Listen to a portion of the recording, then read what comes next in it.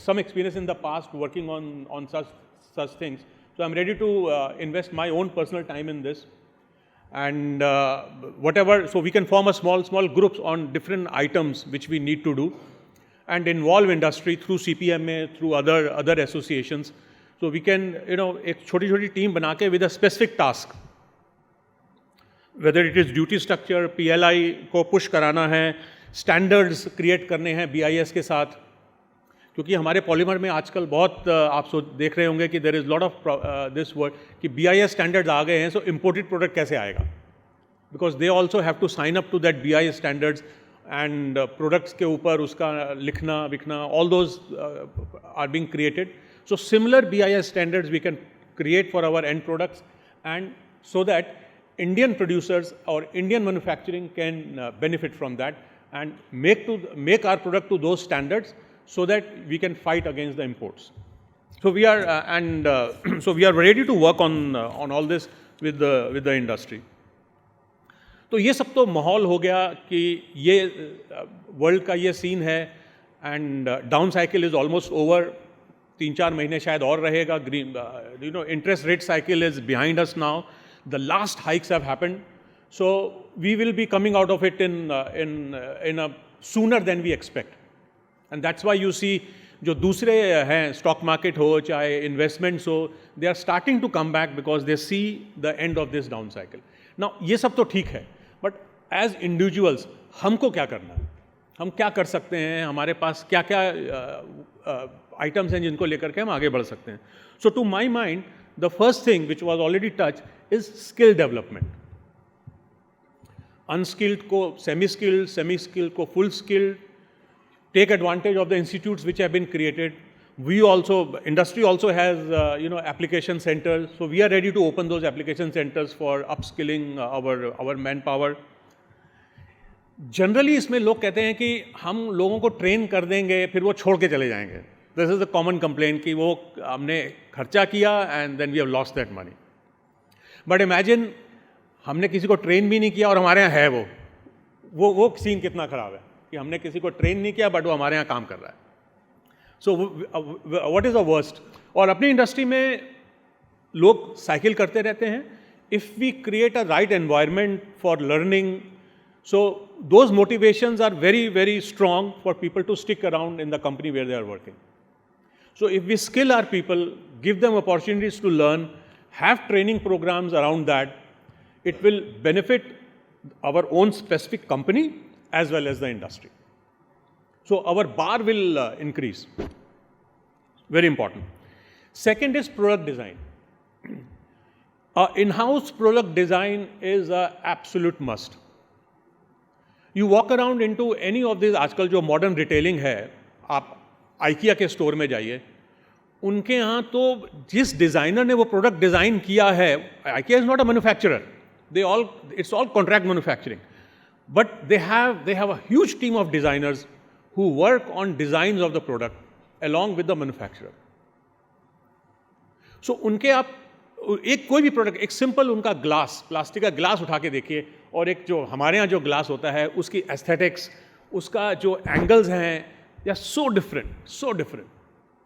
And that is where they are able to charge that 10-20% extra, because that design is so attractive. If you put two same products from IKEA and someone else, आपको वो देखते ही समझ में आता है कि उसकी surface finish, उसका कलर कॉम्बिनेशन. और हमारे यहाँ तो इंस्टीट्यूट्स हैं, अहमदाबाद में है NID. So product design in house के अलावा रास्ता नहीं है, because then only you can improve on the product. That because everything is the last 10%, 20%. Base तो सबका सेम है, वो जो last 10, 20, 30% है, which includes packaging, color combination, placement, how do you place a product. So all these things, product designer की जो team है, they take that company to the next step. Be a supplier to global retailers, global brands. उनसे जो cross learning होती है, that is, उसका कोई shortcut नहीं है. आइकिया वालों के अगर आप सप्लायर बन जाएं, वो आपके फैक्ट्री में आके टॉयलेट में घुस जाते हैं, वो कि आपके टॉयलेट कैसे हैं. वुमेन वर्कर हैं तो उनके लिए अलग से हैं कि नहीं है. Provident fund, over time, So they inspect each and every part of our company working. और उससे घबराना नहीं चाहिए. और एंड इवन बड़े जैसे हम रॉ मटेरियल मैन्युफैक्चरर्स हैं, so if we supply to IKEA, वो हमारी कंपनी में आकर के ये सब चीज़ें चेक करते हैं. सो उनसे क्रॉस लर्निंग बहुत है. एंड अगर फैक्ट्री में ये चीज़ें इंप्रूव होती हैं, जनरल क्लीनलीनेस, वर्कर्स का ये जो इश्यूज़ हैं ऑन हैविंग सेपरेट, दोपहर के लंच के लिए अलग रूम बनाना, इन चीज़ों से हमारा cost of operation goes down, because factory में सिस्टम्स क्रिएट हो जाते हैं. And you need a very small man power to create that systems and maintain that systems. It's a one time thing, but उसके बाद cost of operations कम हो जाता है. जब हैफा-हैज़र्ड होता है तो हमको कॉस्ट का ही आइडिया नहीं रहता है कि आज तो क्या होता है कि हैफा-हैज़र्ड में हम सिर्फ चीज़ों के पीछे भागते रहते हैं. आज यहाँ आग लगी, आज इसको बुझा दें, कल वहाँ प्रॉब्लम है, उसको सुधार दें कल को. सो हमको आइडिया ही नहीं रहता है कि ये सब करने में टाइम, मनी कितना वेस्ट हो रहा है. सो आज आप हमारे इंडस्ट्री में रॉ मटेरियल में आप देखें, everyone is going for systematic approach. Systems. How do I make systems so that personal intervention is minimal? So once we become suppliers to these global retailers, वो they are very hard negotiators, no doubt about it. और उसी hard negotiation से हमारे जो systems है manufacturing के, उसमें efficiency आती है, because they force us to do that. And ऐसा नहीं है कि they make lot of money by buying cheap from us. You take up accounts of any big retailer, सब 3%, 4% पे काम करते हैं, but they are volume people. आप Walmart, IKEA, they are not hugely profitable company from the margin point of view. They are hugely profitable because of the scale which they have. So these things, product development, skilling, having systems in the factory, upgrading the system, because that motivates the employees, because you become a talk of the town. कि उस factory में systems अच्छे हैं, उस factory में सफाई अलग level की है. So you become a magnet for the knowledge worker which is coming out today. So I cannot emphasize important. Then other thing was quality control. Give powers to your quality control people to stop the manufacturing line if necessary. Don't interfere in that. Short term pain शायद आएगा, but एक बारी उनको अगर आपने power दे दी to stop the manufacturing line, it will have ripple effect and it will only mean improvement for the future. And without quality तो आज की डेट में आप चाइनीज़ का प्रोडक्ट देखिए कितना, मतलब आवर प्रॉब्लम इज कि it comes at such a cheap price, whether it is under invoice, whatever issues there they are, but their quality on superficial quality तो देखने में लगती ही है.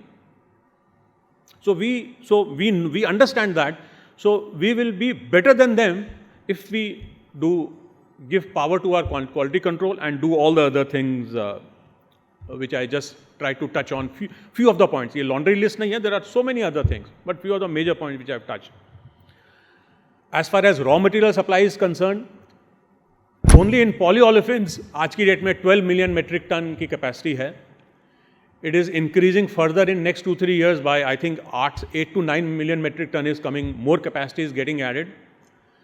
But इसमें अच्छी चीज़ ये है कि there is a wide variety of technology envelope which is coming to India.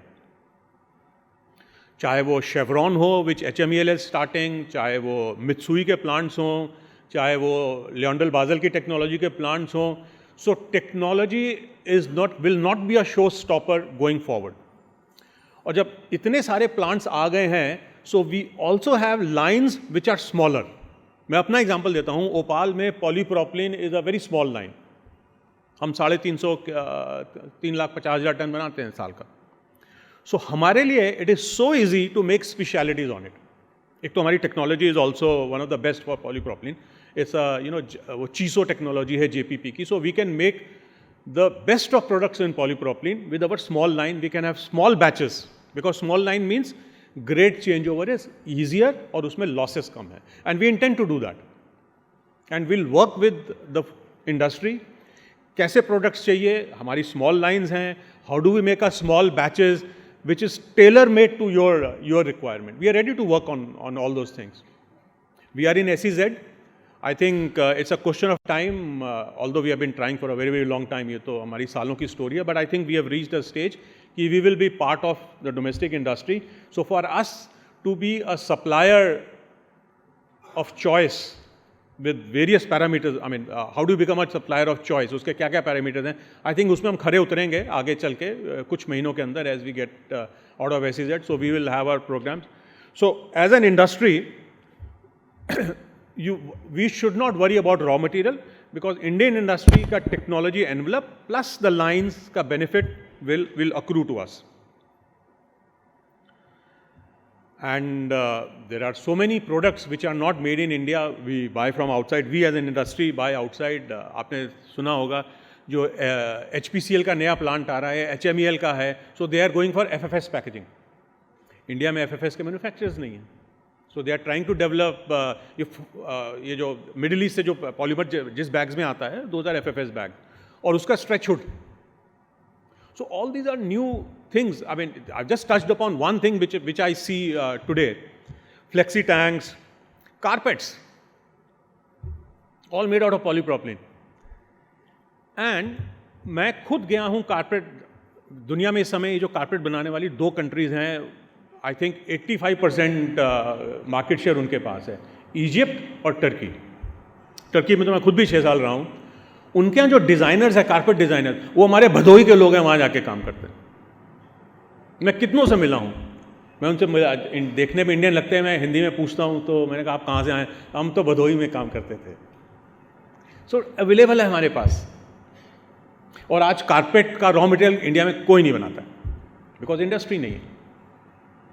और इजिप्ट और टर्की बनाता है तो वो खुद खपत नहीं करता है, ऑल फॉर एक्सपोर्ट्स. यूएस का इंपोर्ट्स ऑफ कारपेट्स, और सब पॉलीप्रोपिलीन के कारपेट्स हैं, आजकल सब जगह यही कारपेट्स लगती हैं for office use, for hotel सब जगह है. इजिप्ट का 90% exports goes to one country, US. And it's a very simple, same बारमेक के मशीनें हैं, पॉलीप्रोपिलीन है, डिज़ाइनर्स चाहिए बस, because with every season you have to come out with a design. तो ये तो करना पड़ेगा. तो इस तरह से बहुत सारे प्रोडक्ट्स हैं जिसमें हम जा सकते हैं. बाहर सैम्पल्स लगे हैं, स्केल चाहिए उसमें, because first start supplying in India so that we can understand the product acceptability in the market once we start in India and then start supplying to the world.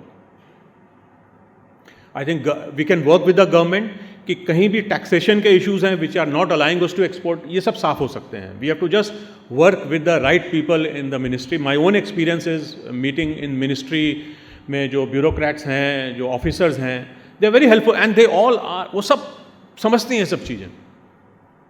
So ecosystem is very, very helpful today. It's on us to seize this moment and promise to ourselves to do all this which is so capable. We have everything going for us. And I think we can achieve it. Thank you so much.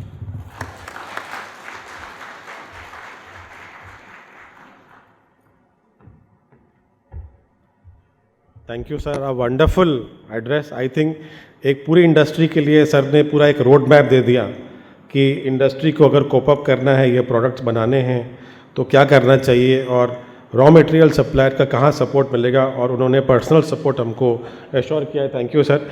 Specially import duty finished good में आपका support हमेशा लगेगा क्योंकि 20% government मान जाए, और PLI में तो ऐसे कई एरियाज़ है जहाँ पे आपका सपोर्ट लगेगा.